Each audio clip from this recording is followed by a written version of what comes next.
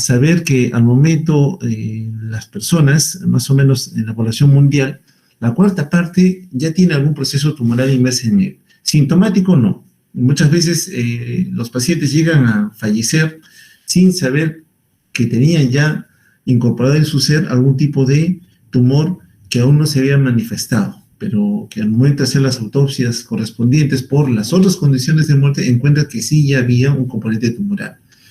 De este número, que ciertamente es importante, menos de la cuarta parte van a responder al tratamiento quirúrgico. Vale decir, para cuando el tumor ya se hace sintomático, vale decir, ha alcanzado cierto tamaño, que lógicamente lleva a su detección, junto con algunas manifestaciones más o menos que pueda estar presentando según la localización que haya tenido.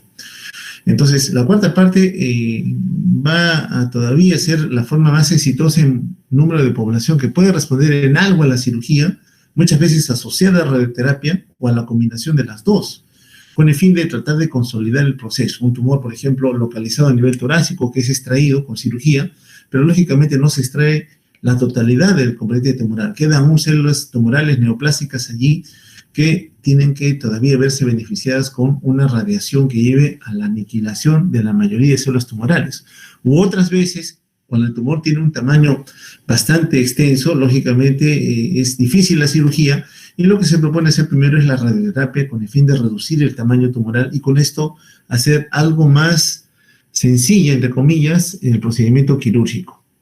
Bueno, a los pacientes que ciertamente con cirugía o con radiación no muestran la respuesta que uno esperaría encontrar en ellos, un grupo van a tener que buscar la ayuda correspondiente en la quimioterapia. Lamentablemente, la administración que se establece tanto por vía enteral o parenteral establece ya que esta quimioterapia va a ser sistémica. Y desde el momento que decimos sistémica, estamos hablando de que las drogas van a estar circulando en el torrente sanguíneo, unas veces muy o poco unidas a proteínas plasmáticas, otras veces muy o menos metabolizadas, y si son metabolizadas, muchas veces convertidas a metabolitos activos, pero que al final de cuentas ya están en la circulación sistémica. Por tanto, van a ir a la búsqueda de componentes tumorales, pero lamentablemente en el escenario farmacológico actual, muchos de esos componentes asociados a drogas antineoplásicas también van a afectar a las células que no tienen ninguna condición tumoral, ningún comportamiento de anormalidad de sus ciclos celulares, pero que efectivamente también se van a ver afectados y van a corresponder justamente a la aparición de manifestaciones adversas. El efecto ideal que uno busca con el tratamiento dirigido contra el cáncer, en específico utilizando la quimioterapia, es idealmente conseguir la regresión de la enfermedad, que el paciente se cure.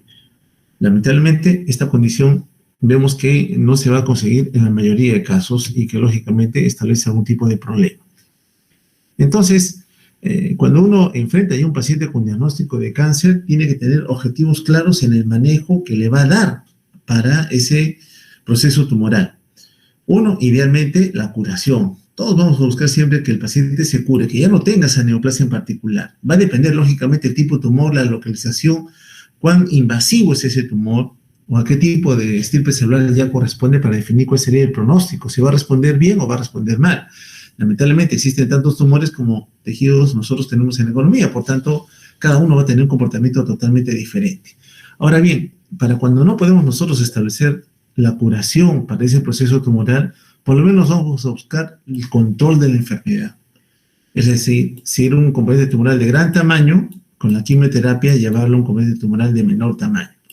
Lógicamente, el tamaño importa porque va a conllevar efectos locales en la localización anatómica que se tenga. Siempre vamos a buscar que haya una gran reducción de la masa tumoral. Con eso, uno va a aliviar en gran medida los síntomas o signos que el paciente traía al momento ya de la consulta, para cuando lógicamente el tumor ya era evidenciable. Y cuando no se puede hacer, bueno, buscaremos que el tumor reduzca algo más su tamaño, pero con fines paliativos, ya no curativos, solamente para tratar de aliviar en algo las molestias que el paciente viene trayendo producto del crecimiento tumoral. Ahora, junto con la curación, lógicamente nosotros lo que vamos a buscar es que el paciente se sienta cómodo, se siente estable, tranquilo, por un largo periodo de tiempo. Lógicamente, hablar de curación establece que deberíamos erradicar hasta la última célula neoplásica para que el paciente efectivamente tenga ese rótulo de estar curado. Entonces, Cuando nosotros enfrentamos ello, básicamente al momento de establecer un tratamiento con fin curativo o mejorar en algo la condición del paciente, es prolongar su expectativa de vida, extender la supervivencia, lógicamente en las mejores condiciones de vida, que el paciente sea autovalente, con la menor molestia posible aparecer en relación al tumor que él ya puede estar albergando en su economía. Entonces, esas son condiciones que uno tiene que valorar al momento de definir cuál es mi objetivo en el tratamiento. Y este siempre debe estar presente al momento de decidir cuál va a ser la mejor conducta en el tratamiento farmacológico, sobre todo, porque vamos a ver que muchas de las drogas que revisaremos, no todas, algunas, las más importantes, van asociadas a la aparición de otros efectos adversos más que lógicamente hacen que el paciente sea algunas veces poco adherido al tratamiento, porque le incomoda mucho las molestias que se asocian a la quimioterapia como tal y que limitan mucho tener una continuidad en el seguimiento que habitualmente estos pacientes deberían tener. Bien, analizamos un poco de las estrategias de tratamiento en relación a las indicaciones para el mismo. No todo tumor va a tener una indicación de tratamiento quimioterápico. Vamos a encontrar que existen diferentes condiciones, ¿no?, asociados al mismo tumor que debemos tener presentes al momento de establecer cuál va a ser la mejor conducta para poder ya hablar en claro con la familia y con el mismo paciente con el fin de ofrecerle el mejor tratamiento abocado al tipo de tumor que él ya pueda tener en su organismo y que lógicamente conlleve la mejor respuesta para nosotros y para él, lógicamente, en el escenario de la búsqueda del control mínimo o ideal de la curación. Bueno, las indicaciones de tratamiento van a tener que valorar al paciente con una neoplasia quizás que ya se ha diseminado, que lamentablemente para el momento de diagnóstico el tumor ya se ha extendido y lógicamente habiéndose extendido tiene una progresión mayor de la enfermedad y la expectativa de vida disminuye mucho, al igual que la condición de poder controlar las manifestaciones propias a esa diseminación. Y al estar diseminado, lógicamente, ya también hace muy difícil que la cirugía tenga o pueda tener algún tipo de aporte importante para que nosotros podamos establecer un mejor control de la enfermedad. Ahora, en relación a esto, tenemos algunas condiciones en la quimioterapia, ¿no? Los tipos de quimioterapia, con qué objetivos se van a tener que dar y que tipifican a cada uno de estos escenarios de recomendación farmacológica.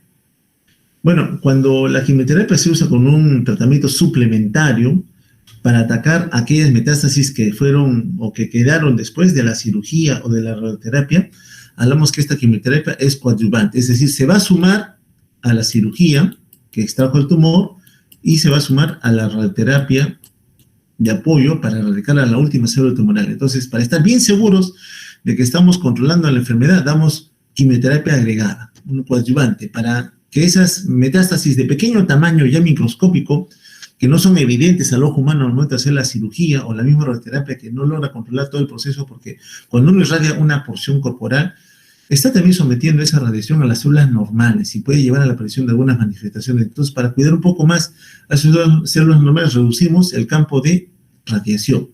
Entonces, van a haber o podrían ocurrir algunos escenarios de escape o de fuga de célula tumoral. Entonces, la quimioterapia entra también allí, como una quimioterapia coadyuvante. Ahora bien, cuando la quimioterapia se administra antes del procedimiento quirúrgico, con el intento de reducir el cáncer, se llama quimioterapia neocoadyuvante. Es decir, tengo un gran tumor, pero que la cirugía va a encontrar problemas al momento de poder extraerlo.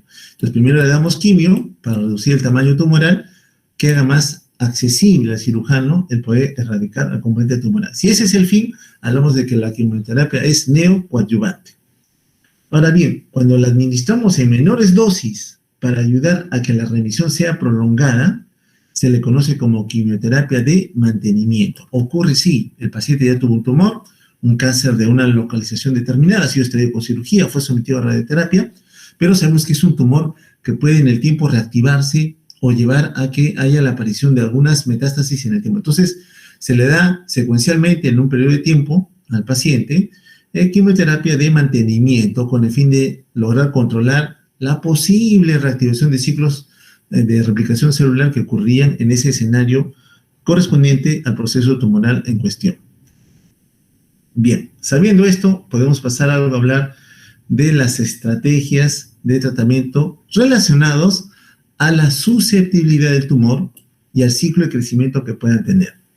Bueno, sabemos que las células de división rápida son más sensibles a quimioterapia. Lógicamente, si tengo un proceso tumoral de rápido crecimiento, cuando yo indique algún tipo de fármaco usado como un antineoplásico, sé que esas células de alta tasa de replicación celular son las más lesionadas por el uso de esa droga en particular.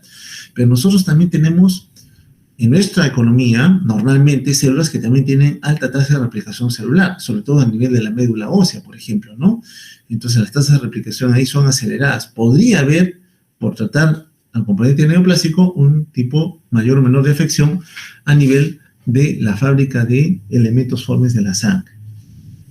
Muy bien. Saber entonces que la fracción de células tumorales que están en fases de replicación acelerada también van a influir en la susceptibilidad. Si hay una droga que actúa justamente conteniendo o bloqueando el ciclo celular, voy a hablar justamente de aquellas células que están relacionadas a alta tasa de replicación celular. También vamos a notar, en relación al tratamiento antineoplásico, que existe en la mayoría de casos especificidad de los fármacos por afectar alguna de las fases del ciclo celular. ¿Ya? Eso también es importante. Recordar en relación a esto que la velocidad de crecimiento tumoral también es determinante, porque los antineoplásicos van a ir dirigidos más a afectar a aquellas células que utilizan algunas veces metabolitos necesarios para acelerar el proceso de replicación celular. Pero ¿qué ocurre con aquellos tumores que no tienen una fase de replicación rápida, que son tumores de replicación lenta? En ese escenario, lógicamente, la mayoría de antineoplásicos no van a tener poder de acción. Van a estar limitados en algo porque ese tumor en particular no tiene células neoplásicas que se multiplican a gran velocidad. Entonces, ese aspecto también es importante considerar cuando nosotros valoramos cómo es que finalmente vamos a manejar a esos pacientes en relación al tipo de fármaco que vamos a tener que escoger a bien brindarle.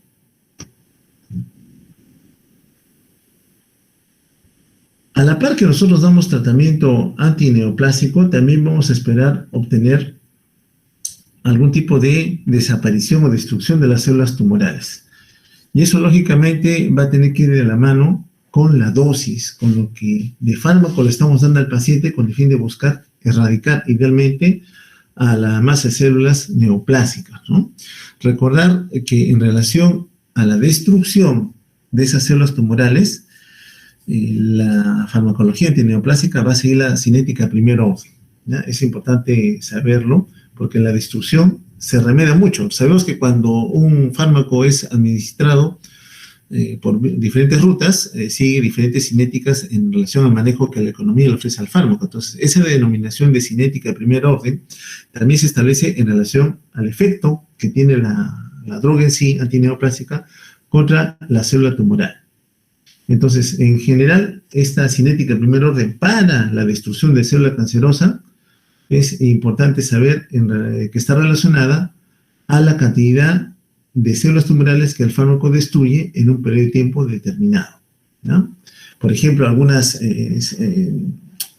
componentes tumorales, como las leucemias, cuya masa celular está muy, muy incrementada, tenemos esquemas de tratamiento que pueden conseguir erradicar casi al 100% de la masa celular anormal. Lógicamente que en ese escenario, si bien casi se ha erradicado a la mayoría de células, todavía queda una pequeña cantidad. Entonces, esa reducción en la masa inicial y lo que queda post-quimioterapia es denominada justamente el logaritmo de destrucción. ¿Cuánta cantidad nos ha quedado finalmente de células tumorales que todavía se tienen que controlar con quimioterapia de mantenimiento? Recordar que muchos fármacos tienen problemas para acceder a todos los lugares de la economía. Existen santuarios farmacológicos. Probablemente lo vieron ya en las primeras clases de farmacología, cuando determinaron que si bien cierto fármaco podía tener una rápida absorción desde la administración oral o por vía intravenosa, por ejemplo, el acceso a ciertos lugares anatómicos iba a ser muy difícil según las condiciones o propiedades que este fármaco pudiera tener. Las barreras que clásicamente nosotros asociamos mucho a sonderos farmacológicos, el principal, el sistema nervioso central, ¿no? La barrera hematoencefálica limita muchas veces el acceso de los fármacos a llegar ahí, y debemos saber también de que muchos componentes tumorales se hospedan o se alojan a nivel del sistema nervioso central. Por tanto, una droga que sea administrada y que no llegue a nivel del sistema nervioso central, va a tener mucha limitación en poder conseguir algo de control de la enfermedad. Entonces tenemos que recurrir a rutas alternativas, ¿no? Y la ruta que más se utiliza en ese escenario es la ruta intertecal, es decir, llegar directamente al sistema nervioso central asociado a la limitación hacia el líquido cefalorraquídeo que está bañando esas estructuras, ¿no? Eso en relación a los actores farmacológicos. Bueno, los protocolos de tratamiento, valorando todas estas condiciones que hemos señalado en forma bastante resumida, debemos reconocer que los protocolos van asociados a tener que utilizar no uno, sino varios fármacos en combinación. ¿Y por qué es necesaria la combinación en relación a la quimioterapia? Porque una droga en particular puede ser muy tóxica para la célula y puede llevar a la muerte celular. Es decir, si yo quiero matar una célula neoplásica, es cierto que lo puedo conseguir, pero aquella célula inocente, expuesta al fármaco, también puede ser afectada. Entonces, esta dosis que me sirve para matar el tumor va a afectar a las células sanas, lo cual ciertamente yo no quiero conseguir. Entonces, asociar un segundo fármaco puede llevar a que yo utilice una menor cantidad de droga para conseguir el mismo efecto terapéutico, pero reduciendo la toxicidad que estaría asociada si únicamente utilizara esa única droga. Pero no es la única causa. Existen también algunas condiciones de resistencia que la célula tumoral, igual que como ocurre en microbiología, donde algunos gérmenes han desarrollado mecanismos de resistencia ante los antimicrobianos, también ocurre lo mismo aquí. La célula tumoral puede generar también resistencia al efecto farmacológico que la droga antineoplásica puede tener en el tiempo. Entonces, me conviene a mí usar quimioterapia en combinación porque una clara ventaja va a ser que reduzco la cantidad de la droga, reduzco, por tanto, los efectos tóxicos que pueden acompañar a la dosificación natural por no haber utilizado esa terapia en combinación. En general, la mayoría de protocolos para manejar componentes tumorales asocian muchos fármacos, 2, 3, 4, 5 fármacos antineoplásicos, con el fin de atacar desde diferentes frentes al componente tumoral. Bien, hablaba hace un instante algo acerca de la resistencia de la célula neoplástica al efecto de la droga que nosotros le vamos a dar. Bueno, la resistencia puede ser una condición con la cual el tumor ya se formó, ya tiene esa resistencia natural, entonces es una resistencia inherente. El ejemplo más representativo ocurre, por ejemplo, con los melanomas, ¿no? Los melanomas tienen alta resistencia a la mayoría de fármacos anticancerosos. De ahí que el melanoma, una vez diagnosticado, no tiene un buen pronóstico para el paciente. Lamentablemente, la evolución de la enfermedad en un periodo corto, podemos decirlo, de tiempo, va a llevar a que el paciente no tenga una evolución tan favorable como ocurre en otros escenarios tumorales. Puede ocurrir también que la resistencia ocurra una vez que la célula neoplásica se ha expuesto a la droga que nosotros hemos brindado para esa enfermedad en particular. Entonces, es una resistencia que se ha adquirido, lógicamente, porque la célula tumoral está consiguiendo que ocurran mutaciones en donde habitualmente el fármaco podría actuar. Por tanto, ya se genera algún tipo de resistencia, sobre todo cuando la dosis es subóptima, cuando no conseguimos dar la dosis mínima requerida para conseguir el efecto terapéutico, que es controlar la tasa de replicación celular. Otra forma de resistencia que muchas células tienen es la expresión a nivel de su membrana de una glucoproteína de transmembrana conocida como glucoproteína P, que probablemente también la estudiaron un poco en farmacología, en relación a la capacidad que la célula tiene de poder expulsar a los fármacos antineoplásicos y con ello, lógicamente, llevar a que no haya suficiente cantidad de droga a nivel citoplasmático que pueda migrar al núcleo celular en algunos escenarios o limitar la obtención de metabolitos intermediarios para generar algún tipo de componente necesario para la replicación celular. Entonces, mucho de esto va asociado a la expresión de glucoproteína P, que es una proteína transmembrana que se expresa en la mayoría de células de la economía, ¿no? Entonces, son proteínas de bombeo, expulsan a los fármacos fuera de la célula, en este caso de la célula tumoral. Lógicamente, al no haber fármaco en cantidad suficiente, vamos a encontrar ya algún tipo de resistencia, ¿no? Ahora, puede haber algún tipo de reacción cruzada en relación a la resistencia también, igual como ocurre en microbiología, ¿no? Un tumor que es resistente a una droga en particular puede ser también resistente a otro conjunto de drogas que no necesariamente pueden estar relacionadas en forma estructural, no son de la misma familia, también puede haber la aparición de ciertos grados de resistencia. Algunas drogas bloquean a esta glucoproteína. Por ejemplo, verapamilo, si han estudiado un poco de farmacología cardiovascular, verapamilo bloquea la glucoproteína P. Bueno, yo sé que la bloquea. Me ayudaría mucho para que la célula neoplásica tenga el fármaco antiretroviral, sí, porque yo estoy bloqueando glucoproteína P. Pero ¿cuál es el problema? Que verapamilo no es el único efecto que tiene. Tiene potentes efectos a nivel cardíaco, sistema eléctrico del corazón, contractilidad y el estado de contracción que ocurre a nivel del lecho vascular periférico, ¿no? Bloquea el ingreso de calcio, lo cual lógicamente puede ocasionar serios trastornos en la función cardiovascular natural. Entonces, si bien es cierto, tiene un efecto positivo por un lado, tiene efectos negativos hacia la aparición de otras condiciones inherentes al daño que ocurre, o al efecto en realidad que ocurre a nivel cardiovascular. La toxicidad. Bueno, los efectos adversos en relación a la farmacología antineoplásica, saber que tienen un índice terapéutico bastante estrecho, van a aparecer. En mayor o menor medida, vamos a ver que los pacientes presentan reacciones adversas medicamentosas de diferente tipo, dependerá del lugar de acción que los fármacos tengan sobre la célula tumoral. En relación a los efectos que nosotros podemos ver, con mucha frecuencia el paciente va a presentar vómito, ¿no? Es una condición muy frecuente y nos lleva a casi en forma obligatoria tener que usar diferentes grupos de antieméticos con diferente poder de acción. Otras toxicidades van a afectar al componente de la médula ósea, donde está la fábrica de elementos formes en la sangre y que lógicamente puede conllevar la aparición de algunas manifestaciones asociadas a la masa eritrocitaria o la masa leucocitaria o incluso a las plaquetas también. Otros escenarios en relación a las mucosas, ¿no? Sobre todo el aparato urogenital, como lo vamos a ver también en algún momento, o en relación a la aparición de la alopecia, ¿no? Pero existen también otras condiciones de toxicidad a nivel cardíaco, a nivel pulmonar, por ejemplo, que también hay que cuidar en el paciente y que nos lleva casi en forma obligatoria a monitorizar cómo queda en la función cardíaca, cómo queda en la función respiratoria post-quimioterapia con alguna droga en particular. Entonces, el objetivo, lógicamente, va a ser siempre minimizar los efectos adversos, con el fin de que estos no sean tan intensos ni tan severos en los pacientes que recibieron algún tipo de esquema antineoplásico. ¿Qué hay de una condición que también se puede considerar como un efecto adverso? Tumores que aparecen después de la quimioterapia. Sí, también pueden aparecer, porque vamos a ver que muchos de estos metabolitos afectan la condición celular, la cual lógicamente busca defenderse. Y en el caso de la célula normal, que es afectada por ese antineoplásico, porque también va a responder, dado que comparte alguna similitud en los ciclos celular con la célula neoplásica, la célula normal también puede verse afectada. Entonces, saber que muchos agentes antineoplásicos inducen mutaciones. Felizmente, estos tumores, en su mayoría, tienen una buena respuesta al tratamiento que uno pueda brindarles una vez que se ha detectado, lógicamente habiendo controlado al tumor original. Bueno, dicho estas pequeñas aseveraciones en relación a lo que es la neoplasia, sí, pasamos rápidamente en los antimetabolitos. Tenemos poco tiempo, entonces trataremos en 15 minutos de resolver todo esto.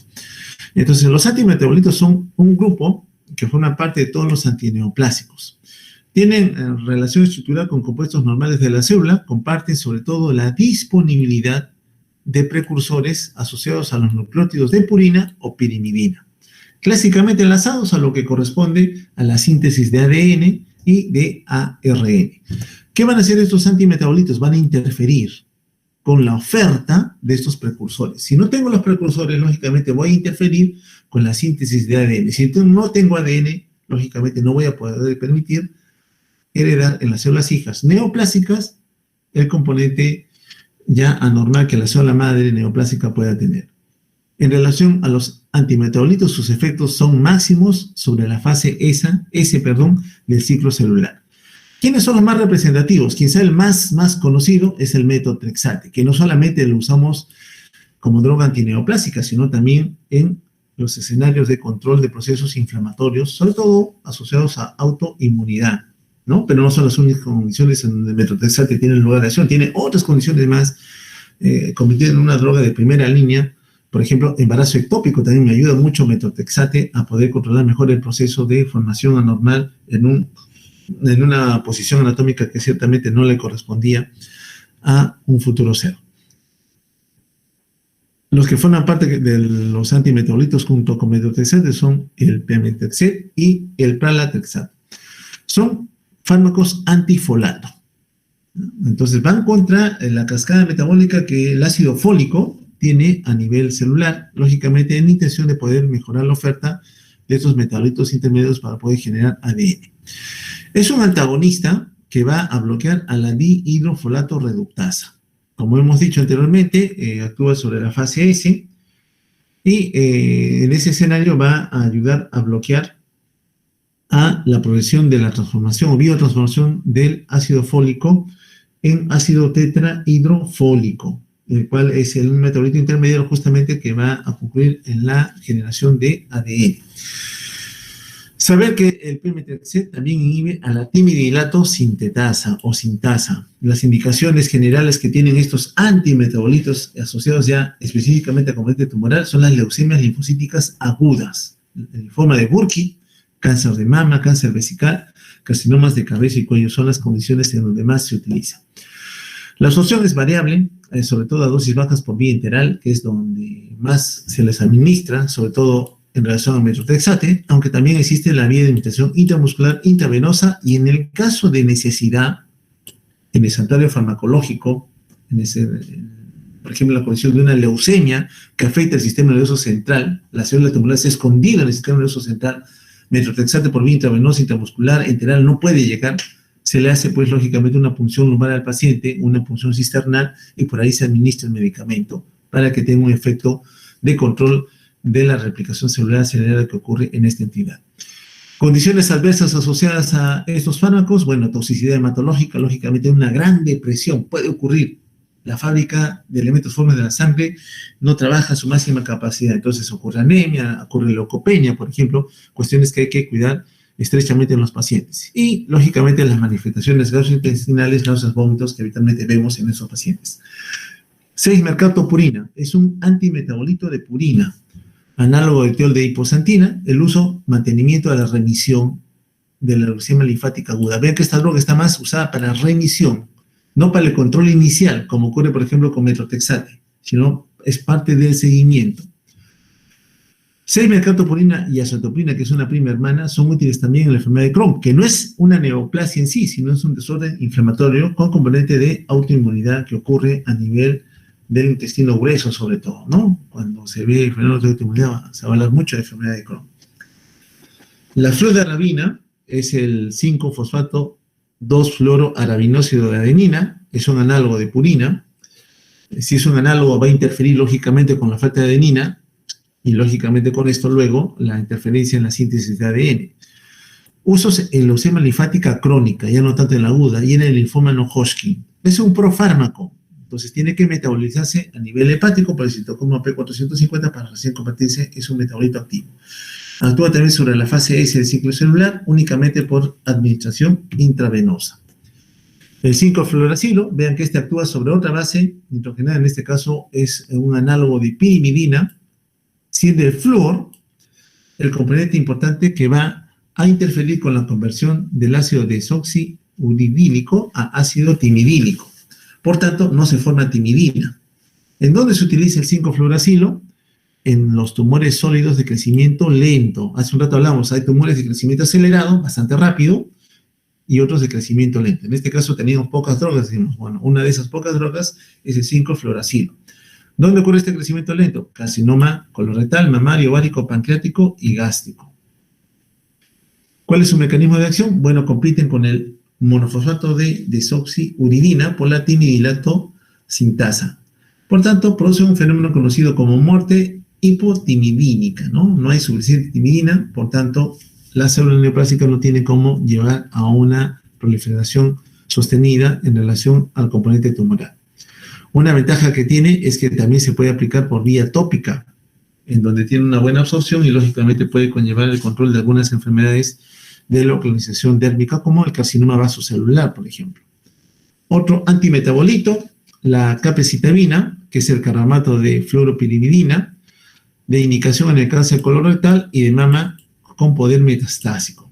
Buena administración por vía oral, saber que se convierte en el 5-fluoracilo, por tanto tiene el mismo comportamiento que cuando se administra directamente, ¿no?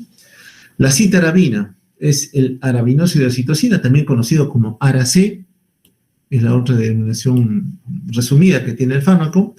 Es un análogo de 2-desoxicitidina, antagonista de la pirimidina, indicado en la leucemia mieloide, no en la linfoide. Entonces, sabemos que la leucemia... Entonces, para cada tumor que existe en particular, estamos viendo que existen algunas drogas más dirigidas a controlar justamente ese proceso. Me sirven para un tipo de leucemia, pero no para otro tipo. Entonces, muy importante para el oncólogo, sobre todo, es saber qué estirpe celular es la que estoy enfrentando en el componente tumoral, a cuál corresponde para saber cuál va a ser la mejor droga para esa entidad en particular.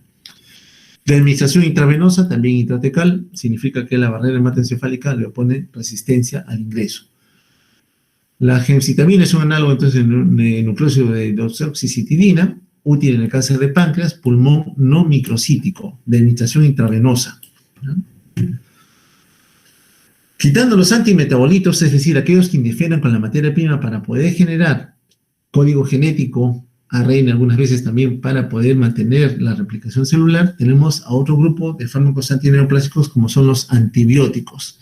Y aquí tenemos a las antraciclinas, la doxorubicina, daunorubicina, idarubicina, epirubicina y mitoxantrona. Saber que muchos de ellos se dan en terapia combinada, como la doxorubicina, por ejemplo, utilizada para los sarcomas, los carcinomas, la leucemia linfática aguda y los linfomas, Hodgkin y no Hodgkin. Mecanismo de acción: inducen citotoxicidad directamente, producen radicales libres que dañan membranas, escisión de la cadena de ADN y oxidación directa de la purina, pirimidina, los tioles y las aminas. Siempre por la administración intravenosa, no pasan la barrera hematoencefálica. El principal efecto adverso, ¿cuál es? Siempre que le digan que el paciente ha recibido alguna antraciclina, cardiotoxicidad. Es la principal reacción adversa medicamentosa con este fármaco. De ahí la necesidad de que antes de que empiecen este tratamiento, se valore primero cómo está la función de bomba cardíaca. Hay que hacer estudios del trabajo cardíaco, la contractilidad, ecocardiografía, por ejemplo, obligatorio en todo paciente que con un componente tumoral, como los que se señalaron anteriormente, a quien se le quiere brindar una antraciclina, se tiene que hacer evaluación de la función cardíaca. Y así haya sido normal post-quimioterapia, con esta droga en particular, esta familia de fármacos, también tiene que ser seguido con ecocardiografía para ver cómo quedó post-quimioterapia. Muchos pacientes van a quedar con secuelas a ese nivel. Otro tema es la bleomicina, que es una mezcla de diferentes glucopéptidos. Se acordarán un poquito de la vancomicina, por ejemplo. Es un quelante de cobre, causa escisión del ADN, detiene a las células en la fase G2, donde se indica habitualmente el linfoma de Hodgkin y cáncer testicular. Tiene varias rutas de administración, no solamente enteral, sino también parenteral. Principal reacción adversa medicamentosa, la toxicidad pulmonar. Entonces, antraciclinas, corazón, siempre hablarán la función de bomba. Con bleomicina, función respiratoria. ¿Cómo está quedando el pulmón de estos pacientes? La ciclofosfamida e ifosfamida como agentes alquilantes. Bueno, son citotóxicos porque generan especies alquilantes. Se van a unir a componentes propios de las moléculas intermediarias relacionadas a mantener la tasa de replicación celular neoplásica, ¿no? Farmacocinética, administración oral e intravenosa para ciclofosfamida, para ifosfamida solo intravenosa. La principal reacción adversa medicamentosa, cistitis hemorrágica. El paciente recibe este quimioterápico, saber que puede haber un sangrado que provenga de la vejiga. Hay que hidratarlos muy bien y vigilar estrechamente la función renal en relación a la aparición de fenómenos obstructivos por la formación de coágulos. Generalmente asociamos una buena hidratación a los pacientes con el agregado de una administración lenta con el fin de evitar o limitar la aparición de esta complicación. Las nitrosourias, como otros agentes alquilantes, tenemos a la carmustina y lomustina. Los efectos citotóxicos contra la célula neoplástica son por alquilación, se administran por vía intravenosa, también pueden colocarse en implante para que tengan algún poder de acción sobre la célula tumoral. Inhibidores de microtúbulos. Aquí tenemos a la vincristina y vinblastina. La vincristina se indica en la leucemia linfática aguda, tumor de Ewing, sarcoma de tejidos blandos de Ewing y los linfomas. La vinblastina no va sola, va combinada con bleomicina, cisplatino, en especial para el manejo del carcinoma testicular y de los linfomas. ¿Qué bloquean? La mitosis en la metafase. Ahí es donde es su lugar de acción. ¿Y cómo lo hacen? Bloqueando la tubulina, la cual no van a dejar que se polimerice. Por tanto, no tenemos lugar a poder llevar a la migración y a la división celular como corresponde. Se administra por vía intravenosa. Lamentablemente, es un fármaco con alta potencialidad de daño a nivel tisular, sobre todo cuando sea extravasado, o sea, se administra por vía intravenosa, cuidar mucho que estemos ubicados en el intravascular, porque si por vez se desplazara el catéter que se ha colocado, podría ocasionar por una extravasación del fármaco, flebitis, celulitis, como principales reacciones adversas. Y, lógicamente, la aparición de manifestaciones gastrointestinales como náuseas, diarrea y la clásica alopecia. Hormonas esteroideas y sus antagonistas. Aquí rescatamos al tamoxifeno, que comentamos un poco en relación a la farmacología de las hormonas sexuales, ¿no? Es un modulador de estrógeno selectivo, antagonista de estrógenos en la mama, pero agonista en el hueso y en el endometrio. Efectivo en administración oral. ¿Dónde se indica entonces? En el cáncer de mama, muy bien indicado. Pero ojo, como es un agonista a nivel endometrial, podría también estimular la aparición de algún tipo de anormalidad en la replicación celular de las células endometriales, cáncer de endometrio. Entonces hay que tener mucho cuidado cuando se indique este tratamiento en estas condiciones. Reacciones adversas medicamentosas, lógicamente, como modula al estrógeno, bochornos, náusea, vómito, exantema cutáneo o sangrado, como otra reacción a tener presente. Complejos de coordinación con platino. Aquí tenemos a cisplatino, carboplatino y oxaliplatino. En enlaces cruzados se administran por vía intravenosa o intraperitoneal, si es que la localización del tumor está a nivel del peritoneo mismo, en la cavidad peritoneal. Manifestaciones de toxicidad, sobre todo para reducción de ras tipo náuseas y vómito.